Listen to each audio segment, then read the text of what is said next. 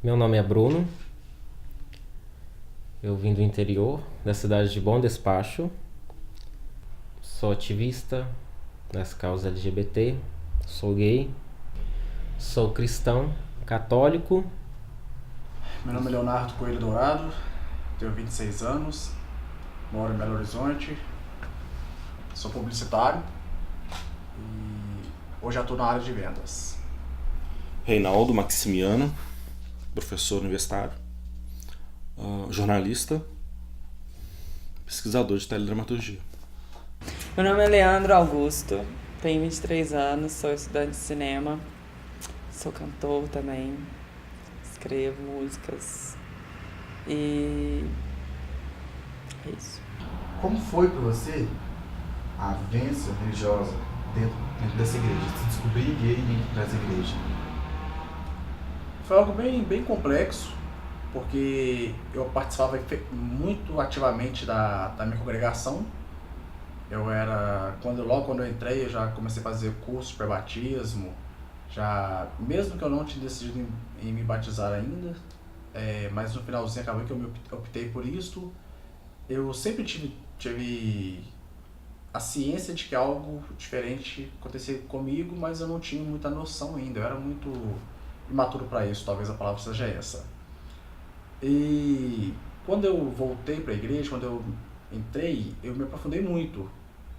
Então eu participava de todos os trabalhos, eu era professor de escola dominical, eu fazia parte dos eventos da igreja, estava na frente de auxiliando algumas lideranças. E quando isso veio acontecer, eu namorei uma moça da igreja, então isso dificultou mais ainda o processo, porque todo mundo já me conhecia como hétero, como namorado daquela moça. E quando a minha sexualidade veio mais à tona, ela apareceu mais, foi bem complexo. Eu pensava muito no que eles iam dizer, pensava muito no que as pessoas iam dizer, mas a minha questão nem era tanto a igreja, era a minha questão eu e Deus. Virou uma briga interna entre mim e Deus. O que fazer? Porque por um período eu achava que eu também, por ter aprendido assim, por um período eu achava que aquilo ali ia, se eu me dedicasse à oração, se eu me dedicasse aos trabalhos, enfim, isso ia passar. Então, eu vivia fazendo campanhas na igreja, enfim, várias coisas para me livrar disto, achando que poderia, porque era isso que a igreja pregava. Se eu me aprofundasse na fé, eu me livraria disto. E quando eu vi que isso não ia acontecer, eu fiquei muito frustrado, eu pensei seriamente em suicídio, pensei assim, uma vez já quase aconteceu, mas eu comecei a analisar a minha fé de outra forma. Eu comecei a ir por esse viés que eu acho que a igreja deveria ir. Pensar no Deus como um Deus acolhedor, um Deus de comunhão, não um Deus de reclusão. E isso me ajudou muito. Foi muito complexo chegar na igreja, depois todo mundo já estava sabendo, sabe? Porque foi meio que um susto, eu não estava... Publicaram no meu Facebook em relação a mim, um rapaz que eu estava com relacionamento, então todo mundo ficou sabendo ao mesmo tempo. Cidade pequena, a cidade toda ficou sabendo, a igreja ficou sabendo, e eu ficava assim, como será agora quando eu entrar na congregação? Mas acabou que eu falei assim, olha, eu não dei satisfação a ninguém, a não ser a Deus, e eu não posso deixar de ir na casa de Deus por causa das pessoas. Era a minha fé. Por sorte, e por eu ter sido sempre uma pessoa muito comunicativa e muito amigável, acabou que as pessoas me aceitaram muito tranquilo. Algumas, logicamente, elas diminuíram as conversas comigo, se passaram um pouquinho, mas eu não as julgo, eu respeito elas, porque se eu tinha a intenção de livrar daquilo porque eu achava que era possível, como que eu vou julgar quem tava ali do meu lado achando a mesma coisa, né? Eu posso pensar sobre mim só. Mas foi bem tranquilo, a igreja toda me aceitou muito tranquilo, os meus amigos sempre me apoiaram, não saí da igreja, todo mundo achou que eu ia sair. embora isso aconteceu mais tarde, né? Eu acabei me afastando pelo fato de... Eu tava dando uma sensação de que eu estava ali de forma para afrontar as pessoas e eu não queria isso.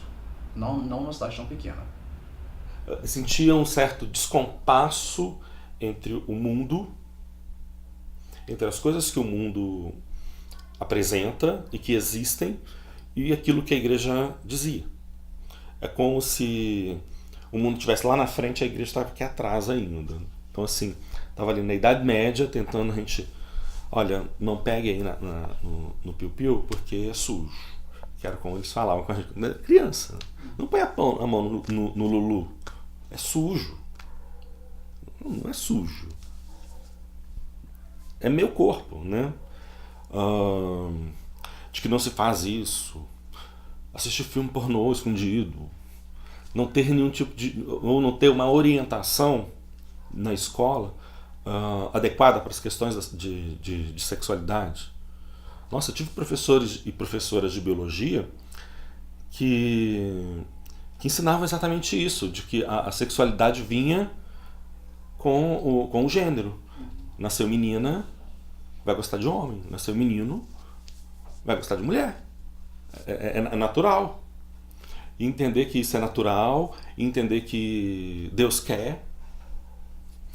E se você tem alguma expressão sexual diferente dessa, que é heteronormativa, você está com algum problema, aí te mandam para psicólogo, aí você morre de raiva porque está indo num psicólogo e não está sendo ouvido. Então, assim, eu acho que o que me levou muito para a doutrina espírita foi a capacidade de alguns dirigentes de casas espíritas, e dirigentes muito bons que eu encontrei ao longo da vida, principalmente numa sociedade espírita que eu gosto muito, que é a Sociedade Espírita Maria Nunes, que é assim, uma atenção com a escuta, falar menos e ouvir mais do que a pessoa está dizendo, precisando. Tem aquele programa da Record, né, Fala que eu te escuto, né? Mas eles entenderam muito bem a mensagem. Assim. As pessoas têm o que falar, tem monstros para colocar para fora. Assim. E você encontra vários ouvidos tampados. Assim. Ou a pessoa, assim, isso aí eu não quero escutar, não quero falar disso. O que eu mais ouvi também foi isso, assim, isso tanto na família como na escola. Eu não quero falar disso. Não, isso aí não. Esse tema não, é muito espinhoso. A questão da sexualidade, não, isso é espinhoso. Lembro de uma vez que a gente estava querendo na escola fazer debates mesmo sobre todas essas mudanças da puberdade e tal. Falei assim, não, esses temas são muito espinhosos. São constrangedores. Ou seja, coloca a gente numa determinada cilada teológica ou numa certa cilada epistemológica que as pessoas não vão querer encarar, não. Porque as verdades já estão dadas, já estão ditas. Aceite pelo dogma, aceite pela fé. Eu não conseguia aceitar pela fé. E uma coisa que eu tento observar, né, pelo menos com mais cuidado, que é a expressão da minha fé, a expressão da minha fé. O Kardec até fala uma coisa que é assim, para cada pessoa um discurso que é adequado ao seu grau de evolução. Então, assim, não significa que o espírita esteja num grau evoluído do que os demais em termos de religião. Mas eu não tenho que impor a minha profissão, a minha expressão de fé em cima da dos outros. Mas reconhecer que há um Deus no outro e esses deuses se encontram, né? Eles dialogam em algum sentido. E que todo mundo vai para uma dimensão, vai para uma noção de luz, né? Então não é uma questão de estou mais certo do que você.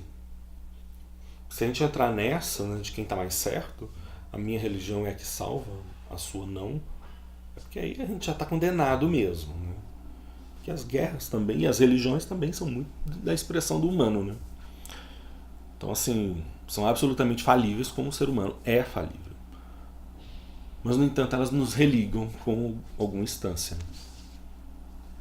Olha, Cleiton, a minha relação com a religião, hoje, ela tá muito boa.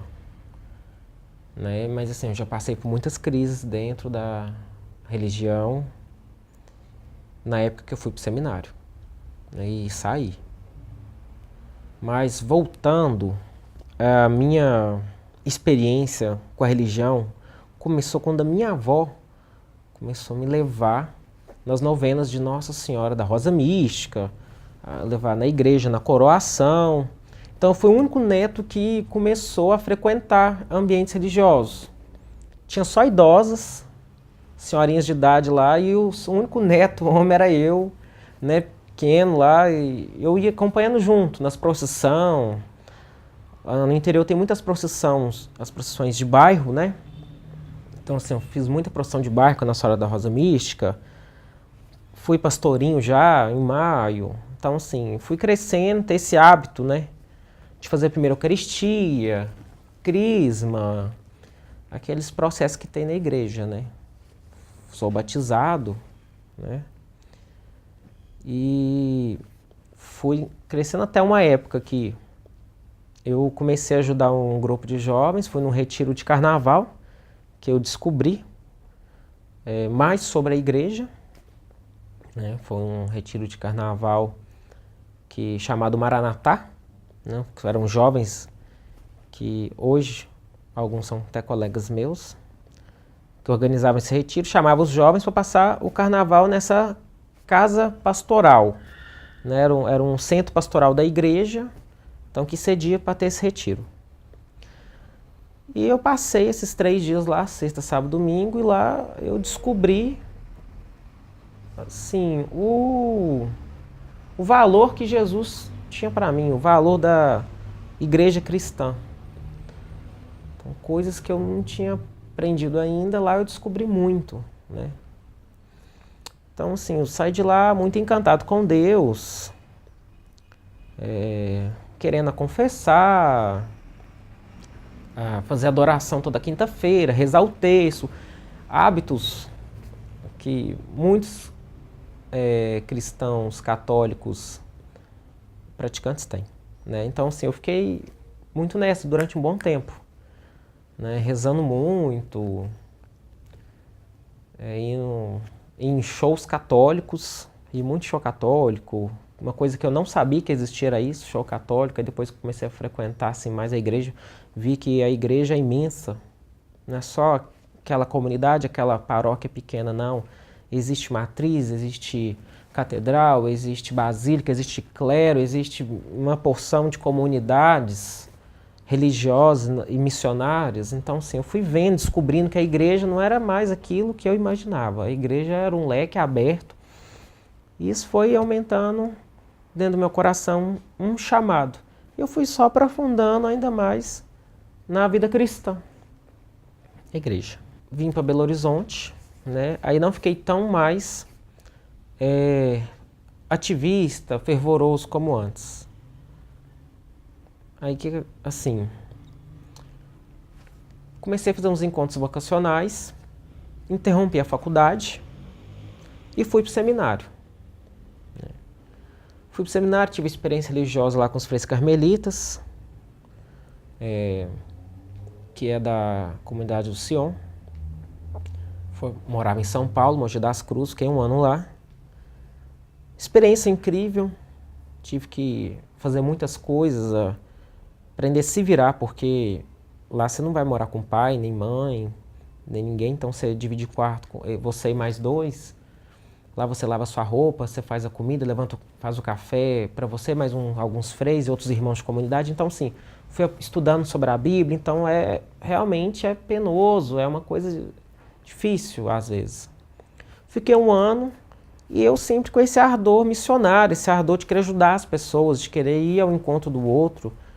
Eu sempre quis ver o outro melhor, bem. Eu sempre quis fazer as atividades pastorais, que isso me encantava muito. Até hoje me encanta também. Mas assim, quando eu saí do seminário, foi uma chuva de informações que eu me assumi, né, homossexual, na família e diante a sociedade também. E foi uma chuva vou falar assim, meteoros em cima de mim, porque foi muito julgamento. Minha família me julgou muito, a igreja me julgou demais. Então isso acabou eu implicando com a igreja e afastei durante um tempo, né? Aí foi o tempo, parece que tudo aquilo que é ruim, entre aspas, que é errado dentro da igreja, eu estava vendo, observando e só afastando mais ainda. Os erros. Então, assim, eu estava, às vezes, focando só nisso, no erro da igreja, não estava deixando, às vezes, Deus agir no meu coração e ver o lado bom, né? Então, isso só me afastava. Foi um tempo que eu afastei da igreja.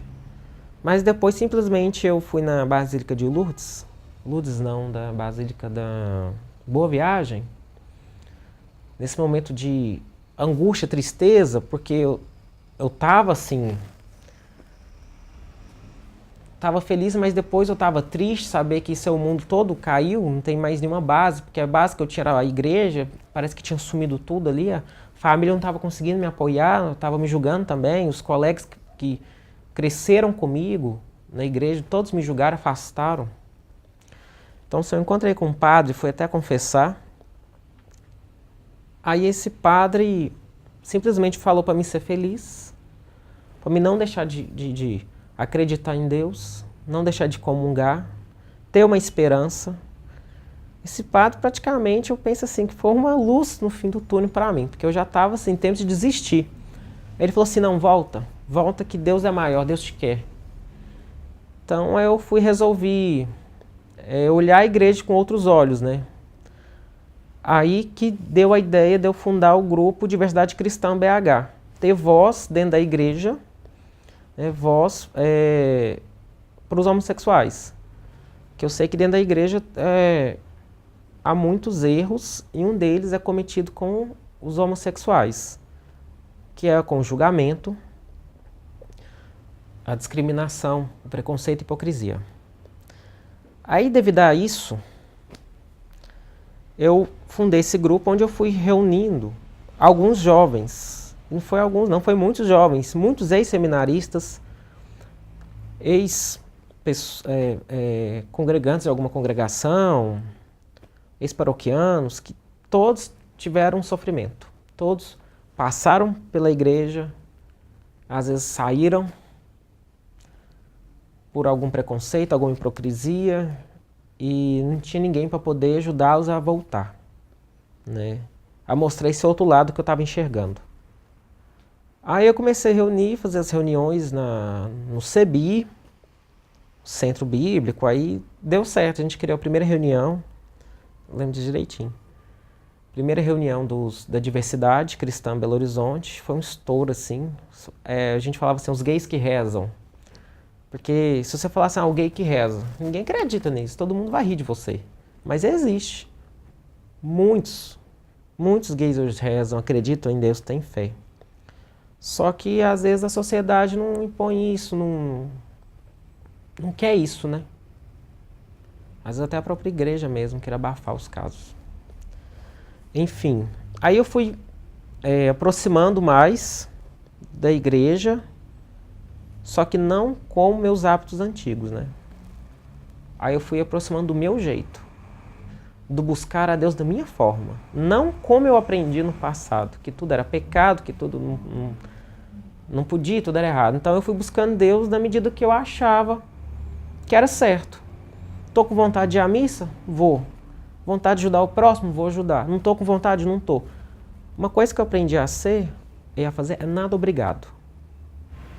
Eu não tentei me reencontrar dentro da igreja. Você saiu? Eu saí, a partir do momento que eu saí, eu já senti um peso a menos.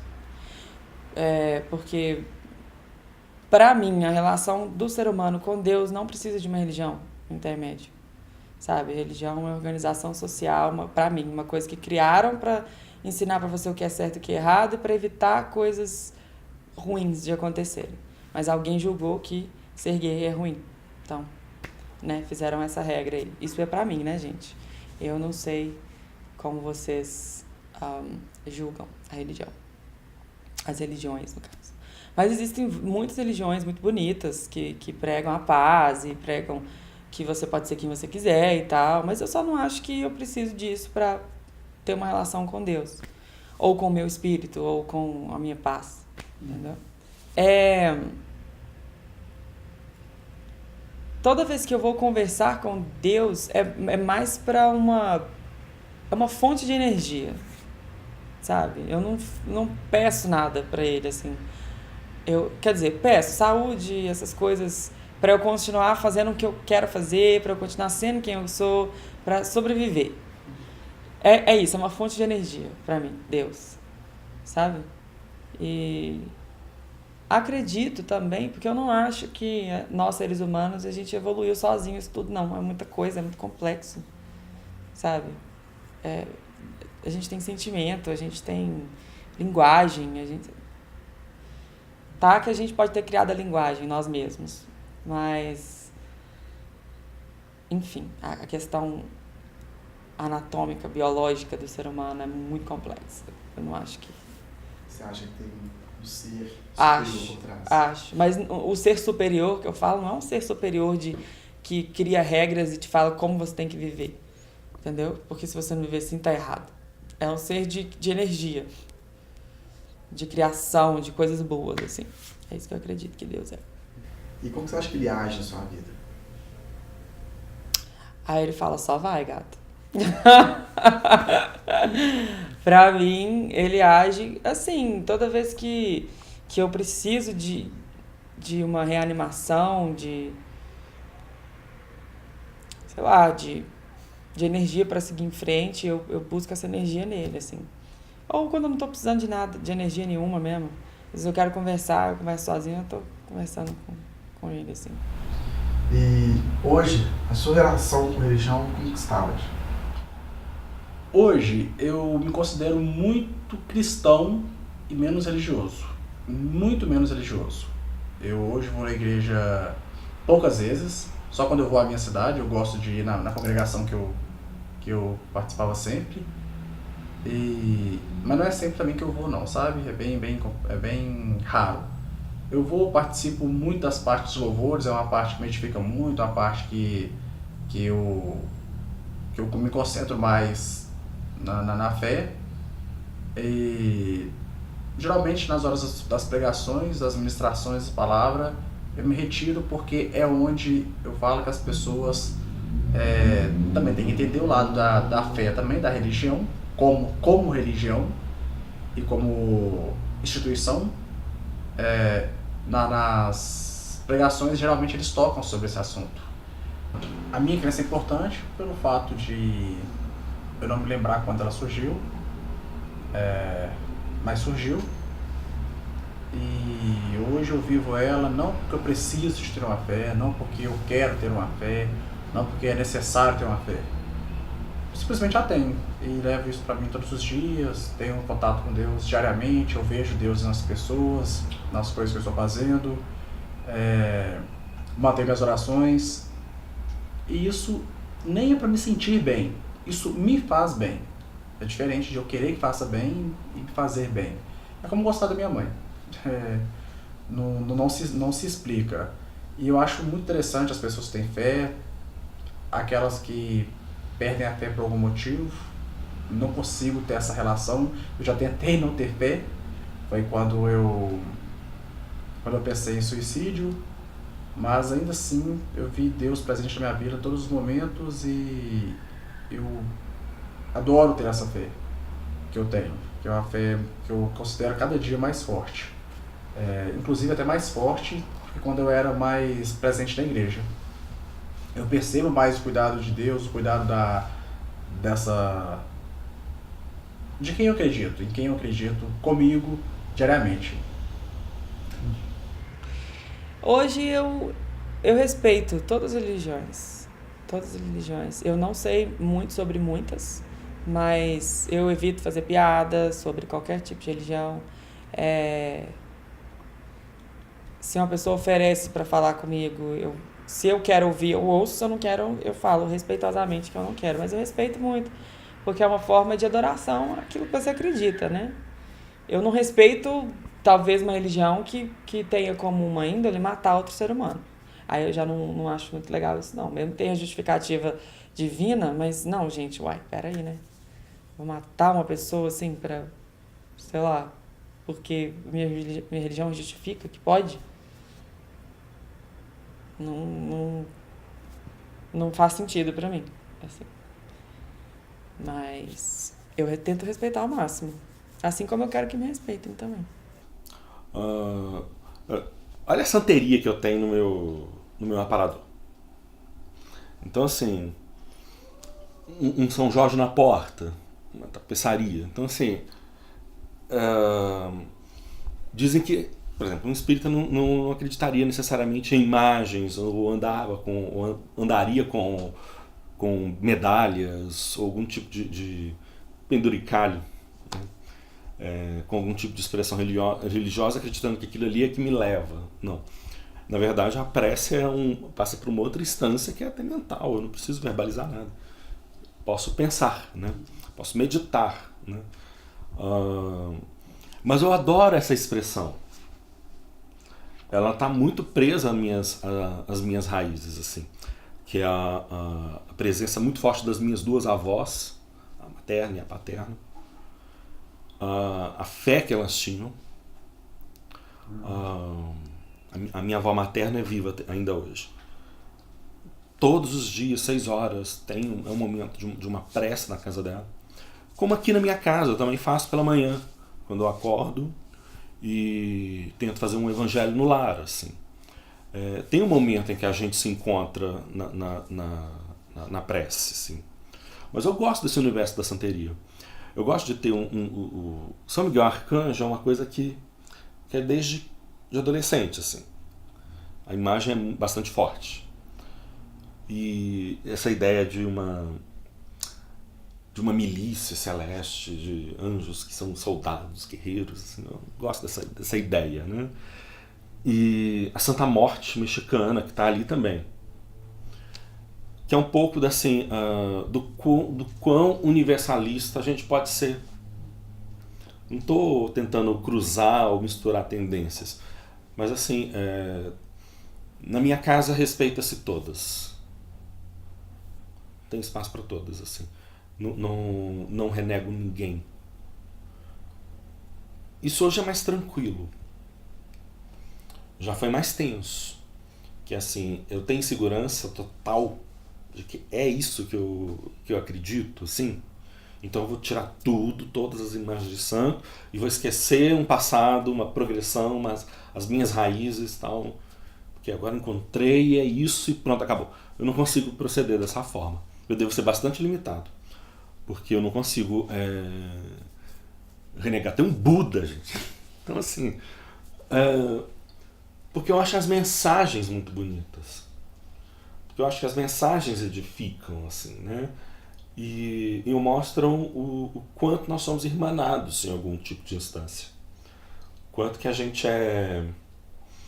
Então, o quanto que a gente pode se encontrar.